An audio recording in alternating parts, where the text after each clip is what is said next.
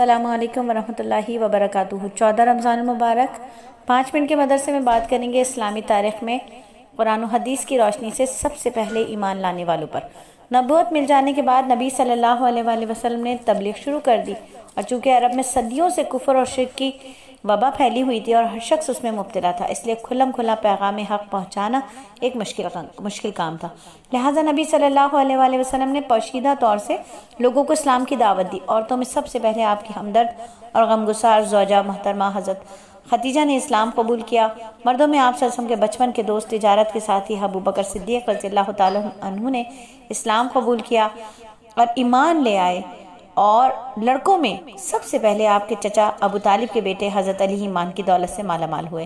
خادموں میں آپ کے چہیتے خادم حضرت زید بن حارثہ نے اسلام قبول کیا، اور یہ چاروں حضرات پہلے ہی دن مسلمان ہو گئے۔ ان حضرات کا ایمان لانا آپ صلی اللہ علیہ وآلہ وسلم کی نبوت سے پہلے کی زندگی سے بخوبی واقف تھے۔ آپ صلی اللہ علیہ وآلہ وسلم کے بلند اخلاق اور سچے نبی ہونے کی روشن دلیل ہے۔ اور یہ بات کریں حضرت صلی اللہ علیہ وسلم کے معجزے پر کہ ایک دیہاتی نبی صلی اللہ علیہ وسلم کی خدمت میں حاضر ہوا، کہا مجھے کیسے یقین آئے کہ آپ نبی ہیں؟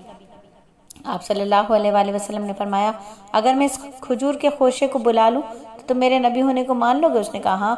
آپ صلی اللہ علیہ وآلہ وسلم نے اس گچھے کو بلایا اور وہ درخت سے اتر کر نبی صلی اللہ علیہ وسلم کے پاس آیا، پھر آپ صلی اللہ علیہ وسلم کے حکم سے واپس چلا گیا۔ دیہاتی فوراً اس معجزے کو دیکھ کر ایمان لے آیا۔ اور ایک فرض کے بارے میں بات کریں کہ آپ صلی اللہ علیہ وآلہ وسلم نے فرمایا، جس نے صبح کی نماز ادا کی وہ اللہ کی حفاظت میں ہے۔ اور ایک سنت کے بارے میں آپ صلی اللہ علیہ وسلم نے حضرت علی رضی اللہ تعالیٰ عنہ کو یہ دعا قرض کی ادائیگی کے لیے سکھائی، اے اللہ مجھے اپنا حلال رزق عطا فرما، حرام سے میری حفاظت فرما، اور مجھے اپنے فضل سے اپنے سوا سب سے بے نیاز کر دے، آمین ثم آمین۔ تو ہم بھی اخلاص کے ساتھ، یقین کامل کے ساتھ یہی دعا کرتے ہیں کہ اے اللہ مجھے اپنا حلال رزق عطا فرما، حرام سے میری حفاظت فرما، اور مجھے اپنے فضل سے اپنے سوا سب سے بے نیاز کر دے۔ اور ایک بہت ہی اہم عمل کی فضیلت کہ نبی صلی اللہ علیہ وآلہ وسلم نے فرمایا، امانت دار خزانچی 2 صدقہ کرنے والوں میں سے ہے، جبکہ اسے صدقہ دینے کا حکم دیا گیا ہو اور وہ خوش دلی سے پورا صدقہ اس شخص کو دے جس کو دینے کا حکم ملا۔ یعنی صدقہ کرنے والوں سے مراد ایک خزانچی دوسرا مالک ہے جس نے صدقے کا حکم دیا۔ اگر خزانچی امانت داری کے ساتھ مالک کے حکم کے مطابق خوش دلی سے صدقہ کرے تو نبی صلی اللہ علیہ وآلہ وسلم نے اسے بھی صدقہ کرنے والوں میں شمار فرمایا۔ اور ایک گناہ کے بارے میں بات کریں کہ قرآن میں اللہ فرماتا ہے، جو لوگ سونا یا چاندی جمع کر کے رکھتے ہیں اور اس کو اللہ کے راستے میں خرچ نہیں کرتے، یعنی زکوٰۃ ادا نہیں کرتے، آپ ان کو دردناک عذاب کی خبر دے دیجئے۔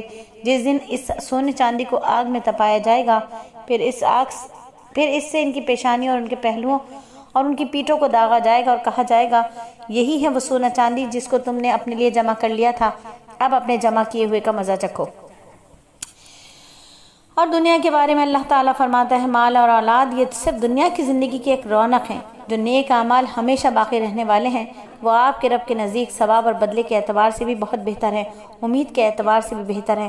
لہٰذا نیک عمل کرنے کی پوری کوشش کرنی چاہیے اور اس پر ملنے والے بدلے کی امید رکھنی چاہیے۔ اور آخرت کے بارے میں حضرت عمر رضی اللہ تعالیٰ عنہ فرماتے ہیں، حضرت جبرائیل علیہ السلام نے نبی صلی اللہ علیہ وآلہ وسلم سے عرض کیا، مجھے اس ذات کی قسم جس نے آپ کو حق پر مبعوث فرمایا، اگر دوزخ کے کپڑوں میں سے کسی کپڑے کو آسمان اور زمین کے درمیان لٹکا دیا جائے تو زمین میں رہنے والے سب جاندار اس کی گرمی سے ہلاک ہو جائیں گے، استغفر اللہ۔ اور طب نبوی سے علاج کہ ہم عائشہ رضی اللہ تعالیٰ عنہ فرماتی ہیں، جب نبی صلی اللہ علیہ وآلہ وسلم بیمار ہوئے تو جبرائیل علیہ السلام نے ان کو یہ دعا پڑھ کر دم کیا، اور یہ دعا آپ کو فلائر پر لکھ کر بھیج دی جائے گی، امید ہے آپ سب کے کام آئے گی۔ اور نبی صلی اللہ علیہ وآلہ وسلم نصیحت فرماتے ہیں، ہمیشہ جھوٹ سے بچتے رہو، کیونکہ جھوٹ بولنے کی عادت آدمی کو برائی کے راستے پر ڈال دیتی ہے اور برائی اس کو آگ تک پہنچاتی ہے۔ اور جب آدمی جھوٹ بولنے کا عادی ہو جاتا ہے تو اس کا انجام یہ ہوتا ہے کہ وہ اللہ کے یہاں جھوٹوں میں لکھ دیا جاتا ہے۔ اللہ تعالیٰ ہمیں جھوٹ سے بچائے، کیونکہ جھوٹ منافقت کی پہلی نشانی ہے۔